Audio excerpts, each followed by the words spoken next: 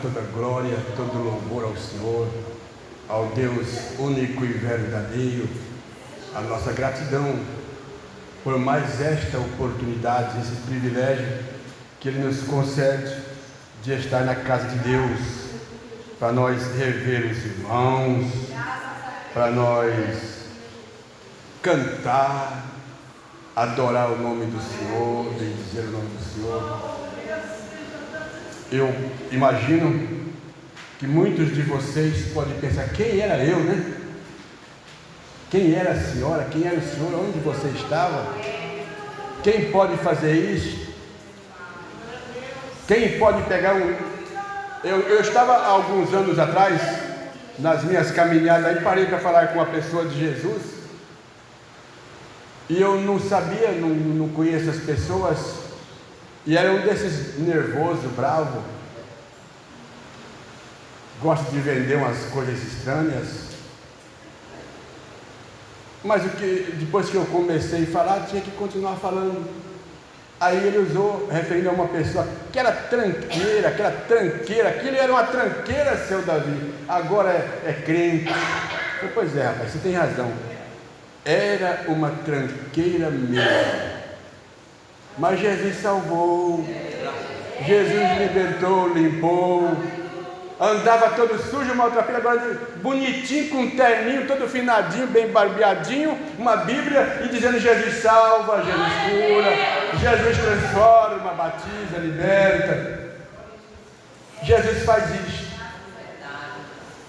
E vamos pensar, eu ainda estou, eu fico remoendo aquelas lições bíblicas do último trimestre: corpo, alma e espírito, a purificação, a limpeza, o que Deus pode fazer, o que Deus faz. E eu queria chamar a sua atenção para este tema. Primeira do apóstolo Pedro, capítulo 1, o verso 22. Primeira do apóstolo Pedro, capítulo 1, o verso 22, que diz: purificando a vossa alma na obediência à palavra, para amor fraternal não fingido, amai-vos ardentemente uns aos outros, com um coração puro. São os passos que acontecem na vida daquele que se chega a Deus, que dá ouvido à palavra de Deus e que aceita ser moldado pela palavra de Deus, aceita ser mudado para melhor, para Deus, que aceita ser transformado, que aceita o perdão de Deus. E aí a palavra de Deus vem dizendo, aconselhando, são conselhos: purificando a vossa alma. A alma, nós sabemos que é a sede da nossa emoção. Se está com raiva, é produto da alma. Se está gostando, é a alma. Se está odiando, é a alma. Se está fazendo bem, fazendo mal, a alma é que está nutrindo ou sendo nutrida para fazer tais coisas. Daí a razão que a palavra de Deus chama a nossa atenção para essa palavra: purificando a vossa alma, limpando, tirando as manchas, tirando os pecados, tirando as maldades, as coisas velhas que não prestam, as coisas antigas, mudando tudo, tirando a mancha da alma. Tem um hino que a gente cantava muito, é do cantor cristão, que tem um verso do hino que diz: com a alma manchada não podes nunca ver o semblante de Deus, só se for crentes de corações limpos é que poderão ter entrada no céu. Coração limpo, alma limpa. E quando se purifica a alma, vai para a obediência à verdade. A verdade é a palavra de Deus. E aquele coração que agora purificado, aquela alma que agora purificada, que tinha raiva, que tinha vontade de quebrar, de derrubar tudo, destruir tudo, agora mudou tudo, agora tem amor no coração. Não é isso que acontece com vocês? Vocês não tiveram o privilégio que eu tive de há 71 anos atrás nascer no lar evangélico e toda a minha vida na igreja. É verdade que até aqui não consegui ser o crente que precisa ser, mas vamos marchando, vamos tocando o barco. Vocês não tiveram, vocês vieram do mundo. Agora quem pode mudar, quem pode transformar é Jesus, é a palavra de Deus. Num dado momento vem o sangue de Jesus Cristo limpando a mente dele, a mente dela, limpa o coração, limpa a alma, e agora está alvo, mais alvo que a neve. Sabe quem fez isso? A palavra de Deus, a palavra da verdade. Você já imaginou que muitos de vocês não tinham nada de amor, mas agora o amor de Deus entrou, agora a glória de Deus entrou, a graça entrou, e agora a palavra de Deus está dizendo assim, ó, para o amor fraternal não fingido. Agora você ama de verdade. Antes muito dizia, eu te amo, mas é só para pegar o seu dinheiro, só pegar o dinheiro de alguém. Na verdade, ele não amava ela de jeito nenhum, ela não amava, era mala só era mala, a mala de dinheiro. Gostava muito da carteira dele. Alguém podia dizer, eu te amo tanto, mas de olho na sua carteira, no seu dinheiro. Mas agora não, agora você não quer mais o dinheiro de ninguém não, você quer mais do coração. E aí a palavra de Deus é, amai-vos ardentemente. Sabe uma coisa que arde? Coisa que arde, desejo profundo, um amor fervoroso, um amor glorioso, um amor de Deus, um amor que quer puxar para cima, para a verdade, para a santidade. E muitas vezes nesta caminhada nós estamos caminhando num mundo sujo, no mundo ímpio, no mundo de corrupção, pisando nas calçadas, nas ruas imundícias. Mas o Senhor vai guardando. Aqui e ali pode alguma coisa ser lançada e causar uma sujeira nas vestes do crente. É por isso que todos os dias nós confessamos ao Senhor e pedimos perdão, Senhor. Ó Pai nosso que está no céu, ó santificado seja o teu nome, venha a nós o teu reino, seja feita a tua vontade e perdoa, Senhor. Oh, aleluia, perdoa as nossas iniquidades, perdoa as nossas falhas, limpa.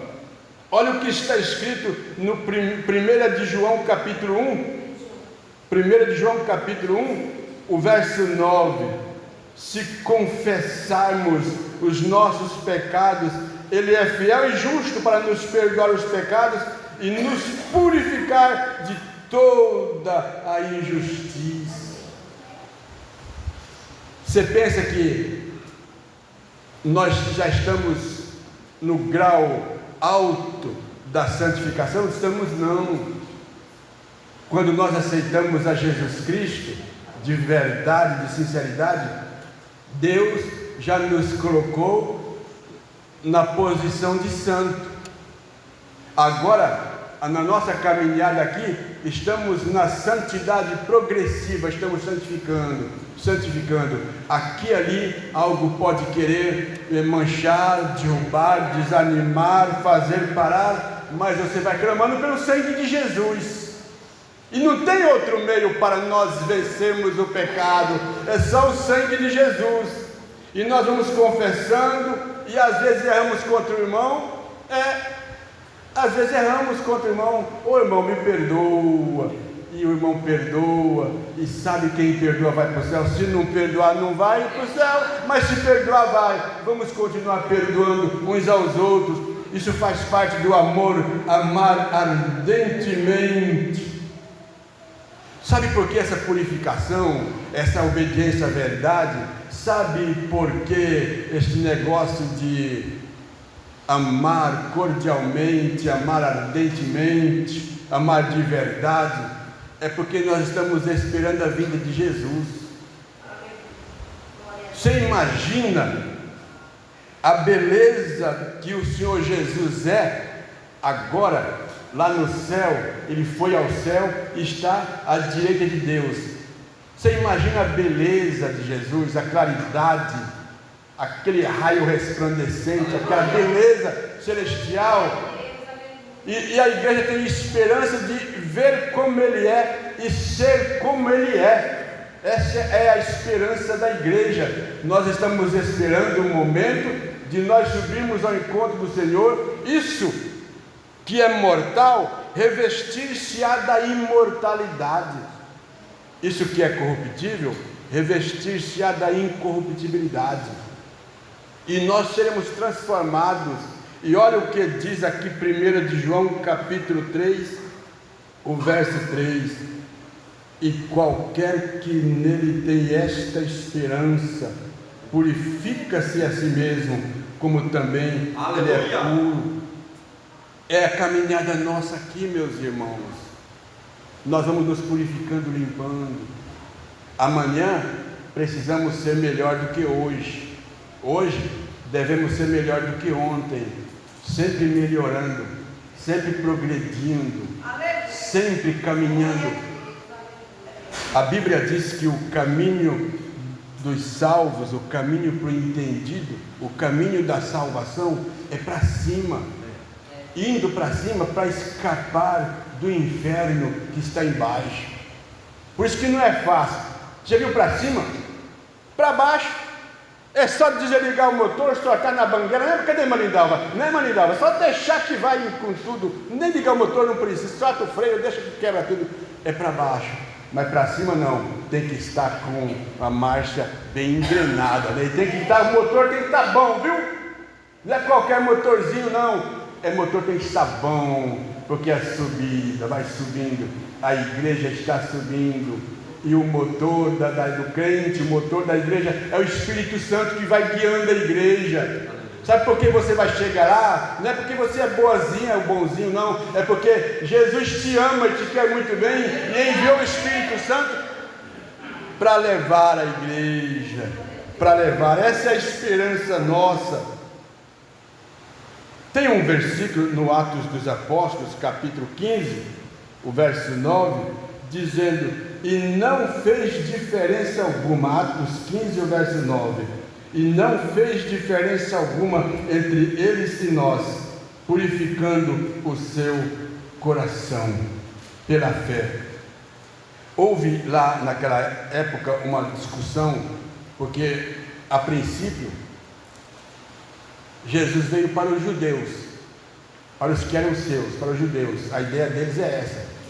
E que outra gente, nós no caso os gentios, não tinha esperança para eles. Mas a promessa de Deus para Abraão, lá no Antigo Testamento, Deus disse assim: ó, bem-aventurado, abençoados que te abençoarei, serão abençoados. A nação que abençoasse Abraão, a nação que abençoasse Israel, a nação que também seria alcançada, e eles não lhe foram abertos. Mas de repente o apóstolo Pedro começou a ser chamado na casa de alguém, e foi lá na casa de um gentio, e pregou o evangelho para o gentio, e em outros lugares, e de repente ele viu, olha, o Espírito Santo caiu sobre eles, os gentios, assim como nós também, assim como os judeus foram abençoados, os gentios também foram abençoados. E houve discussão, e eles chegaram nesse comum acordo aqui, e por isso que ele está dizendo: ó, Deus não fez diferença. Hoje, olhando para nós, por exemplo, olhando para essa belezura que está aqui, né? Eu nasci no lar crente, infância, adolescência, juventude, tudo na igreja, a esposa também. Mas sabe de uma coisa? Sabe o que a Bíblia falou para mim? Que foi pago por mim o mesmo preço que foi pago por você. Você custou o sangue de Jesus e eu também. E eu me lembro daquele dia lá no ano de 1964, muito crente, criança, 9 anos de idade. Num certo dia, meu pai estava pregando, era o dirigente da igreja, era meu pai. E num domingo à noite ele pregando, de repente fez o apelo. Depois ele contou para nós que o Espírito Santo falou nos ouvidos dele: faz apelo para filho de crente. E ele não pensou 2 vezes, filho de crente, que quer entregar sua vida a Jesus. Me entrou um negócio gostoso aqui dentro. Eu levantei as 2 mãos e fui lá para frente. Eu quero Jesus, eu quero Jesus. E veio vários meninos e meninas para frente. E sabe o que aconteceu? Vários deles hoje são pastores, evangelistas, presbíteros, esposas de pastores, crentes. Sabe por quê, irmão? Porque o preço foi pago pelo mesmo preço. Eu fui comprado pelo mesmo preço. E a Bíblia diz que nós fomos comprados, não foi com ouro nem com prata, foi com o sangue de Jesus, o precioso sangue de Jesus. Agora pergunto, por que isso? Não é isso? Por quê? Por quê? Não é? As criancinhas não perguntam assim, por que, pai? Por quê? Por quê? Por quê? E às vezes a gente pode, por quê? Por que esse capricho tanto? Porque Jesus quer salvar, quer perdoar. Porque a pessoa é chamada para aceitar a Jesus como Salvador. Porque a pessoa é chamada para ser batizada em nome do Pai, do Filho e do Espírito Santo. Porque a pessoa é chamada para ser batizada no Espírito Santo. Porque a pessoa é chamada para uma nova criatura. Olha o que diz aos Efésios capítulo 5. Aos Efésios 5, 26. Para a santificar, purificando-a com a lavagem da água pela palavra. A palavra de Deus limpa. Tem um versículo que diz, me ajuda aí citar o versículo que diz, porque a palavra de Deus é viva e eficaz, mais penetrante do que a espada alguma de 2 gumes. Como é que é? Continua? Como é que é? É apta para e penetra até a divisão da alma e do espírito, juntas e medulas, e apta para discernir os pensamentos e intenção do coração. Olha onde é que a palavra de Deus vai. Quem é que sabe onde é que fica juntas e medulas? O meu filho fez às vezes um exame, uma ressonância profunda lá. Esqueci o nome do treco lá. Que a imagem mostrou lá dentro do osso, lá no tutano, e o bichinho estava lá no meio da medula. Lá no meio estava o bichinho, ó, aqui, ó, o bichinho está aqui, ó. Mas aquele é o outro nome mais avançado, PEC, não sei o que lá. Então, você vê que difícil, mas o aparelho vai lá na medula, mas e onde está a alma e o espírito, que é indivisível, não se divide, um não separa do outro, mas a palavra de Deus vai lá e muda tudo. Por isso que agora nós somos novas criaturas em Cristo Jesus.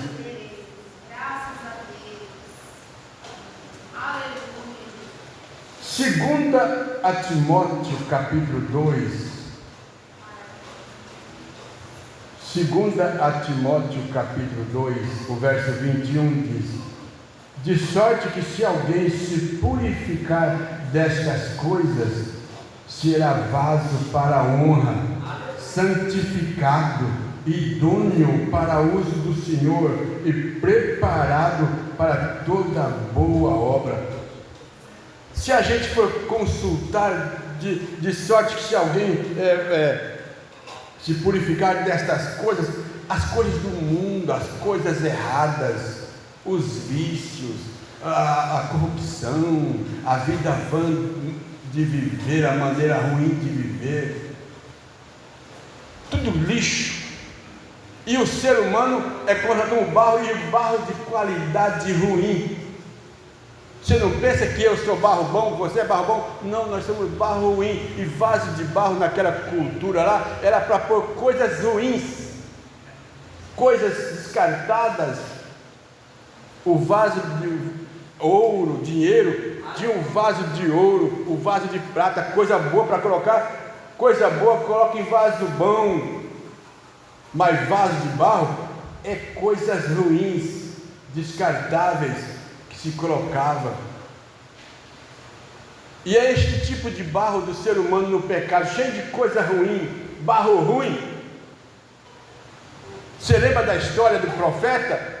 Deus falou para o profeta: desce lá até a casa do oleiro. Vai lá que eu quero mostrar para você o que eu posso fazer. É Deus falando com o profeta. E ele chegou lá e ficou observando o oleiro sentadinho lá na roda, lá, mexendo. E eu imagino o vaso já estava quase bom, quase pronto, um vaso bonito, bem acabado. O vaso, o barro era tão ruim que quebrou na mão do oleiro. Não foi nem cair, já quebrou ali mesmo. Esse é o tipo de barro que tu és, meu irmão. Esse é o tipo de barro que nós somos, minha irmã. E é por isso que muitas vezes o barro parece quebrar na mão do oleiro, mas o oleiro não soltou. Aquele oleiro não descartou aquele barro e pegou, não. É o mesmo barro, fez outro vaso.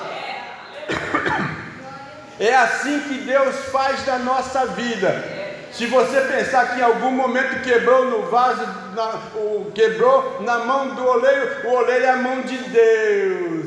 Você está na mão de Deus, eu estou na mão de Deus. Nós estamos na mão de Deus. Não importa que o vaso quebra. Não tem problema que o vaso quebra na mão do oleiro. Oh, aleluia. Às vezes a gente pode pensar, mas está difícil, está doendo, a luta está pesada, parece que não vai vencer. Fica na mão do oleiro. Deixa o oleiro trabalhar na tua vida. Deixa o oleiro trabalhar na minha vida. Eu tenho visto muitas vezes a minha vida na mão do oleiro. Maravilha. Tem hora que eu olhei para mim mesmo e disse que acabou de quebrar o vaso. Na mão, eu olhei para mim mesmo e agora o vaso acabou de quebrar. Agora vai. Mas de repente, olha eu aqui, ó. O oleiro fez de novo. Irmãos, às vezes vem a enfermidade, sabe aquela enfermidade? E que enfermidade? Deixa o oleiro trabalhar. Não desanima não. Não desista não. Não volte atrás não. Não para não. Deixa o oleiro trabalhar.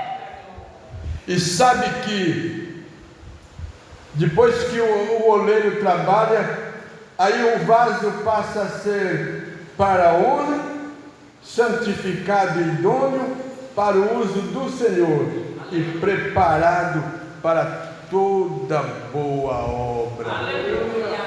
É isso que Deus quer, meus amados irmãos. É isso que Deus quer. Deus não tem culpa de, vamos chamar de oleiro.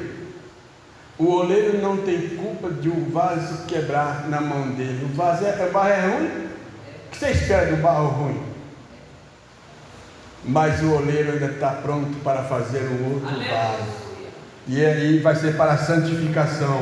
E vai ser para guardar coisas boas. Corre o risco da rebeldia.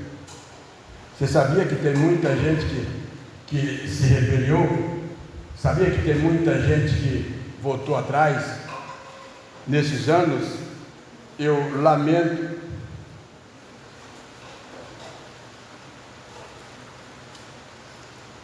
de saber que muitas pessoas boas, bons crentes, se rebelaram, voltaram atrás.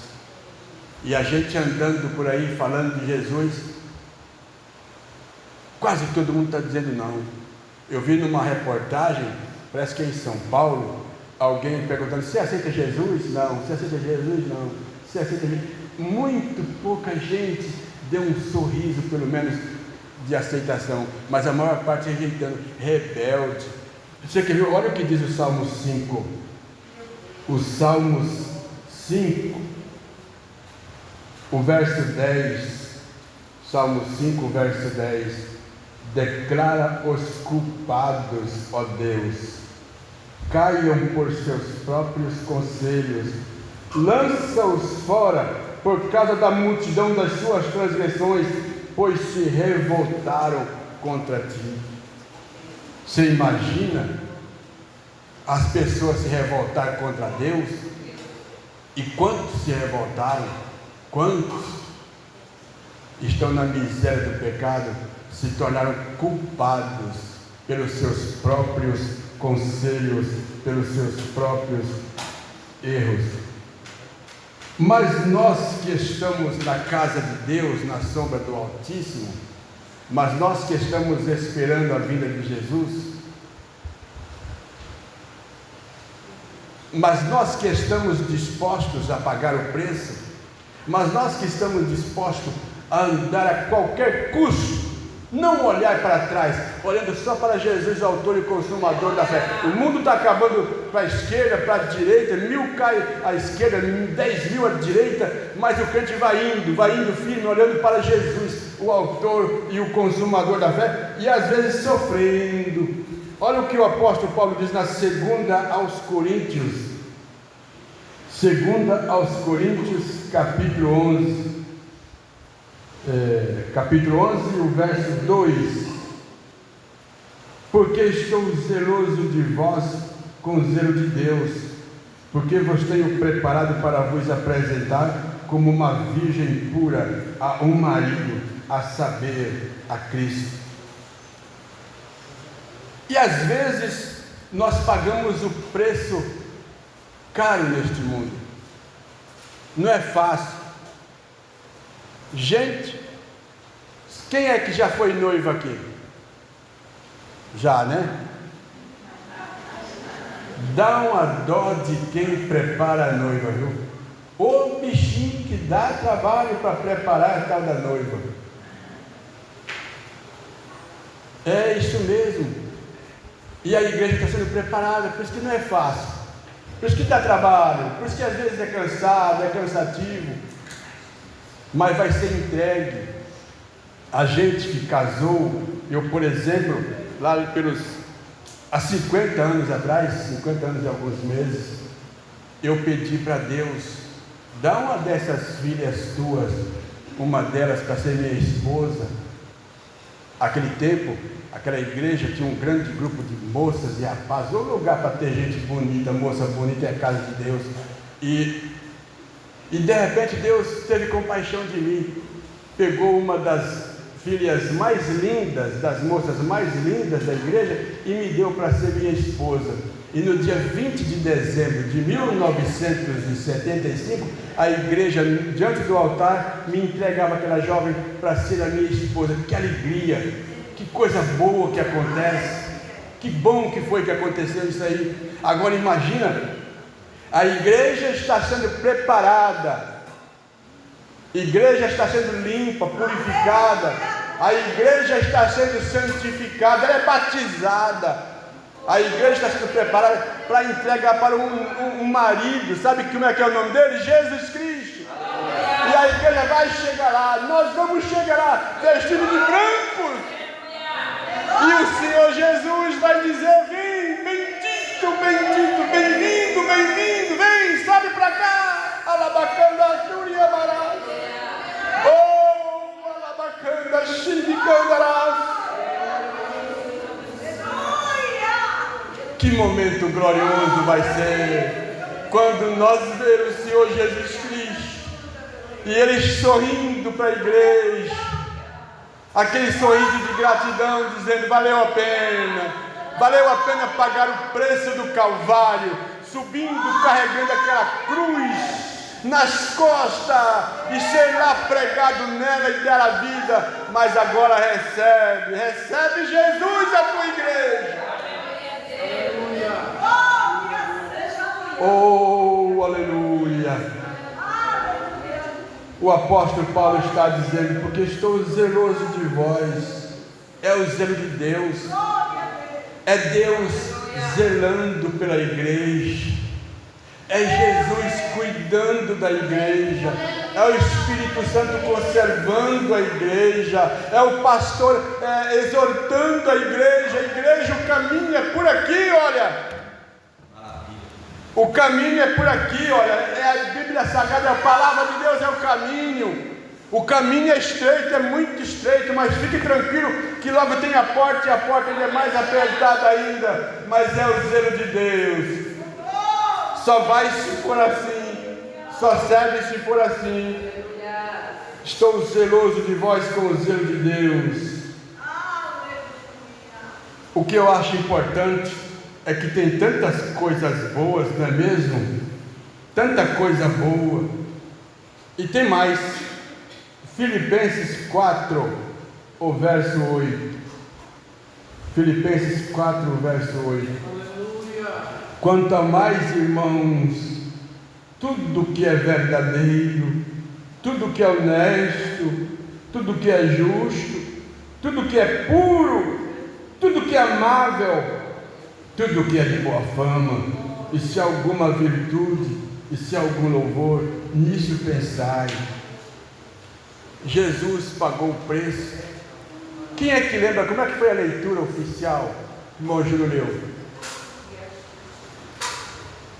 Se humilhou? Ajuda aí. Se humilhou? Acha aí, lê para nós de novo aí. Olha o Senhor Jesus para ganhar essa amada chamada Igreja do Senhor. Mas aniquilou-se a si mesmo, tomando a forma de servo, fazendo semelhante aos homens, e achado na forma de homem, humilhou-se a si mesmo, sendo obediente até a morte de cruz. Você viu, ele foi se aniquilando, foi se desfazendo, foi se humilhando até morrer, morte de cruz, tomou forma de homem, mas está lá à direita de Deus, vestido de glória, de majestade, esperando a igreja do Senhor.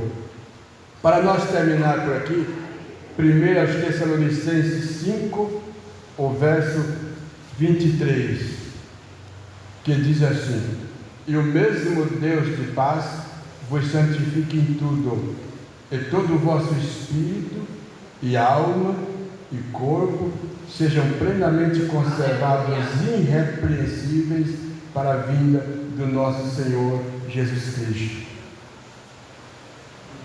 Deus, Ele está pronto para manter a igreja, manter o crente, tanto questão coletiva, a igreja, como individualmente, cada um.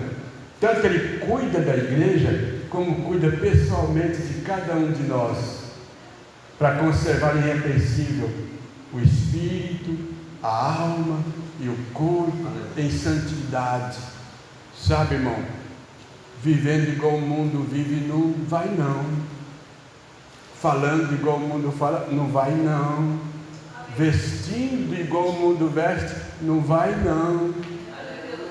Vivendo neste mundo do jeito que o mundo quer, não vai não. Tem que ser irrepreensível, tem que estar santificado, o corpo bem lavado, bem limpo, purificado, a mente, a alma, o emocional, a certas emoções, espírito, alma e corpo, bem guardado, bem conservado, porque a vinda de Jesus pode acontecer a qualquer momento, e ai daquele que não estiver preparado. Tem hino que diz assim: na vinda de Jesus, quanta surpresa! Mas que o Espírito Santo possa esclarecer melhor em nosso coração, para nós mantermos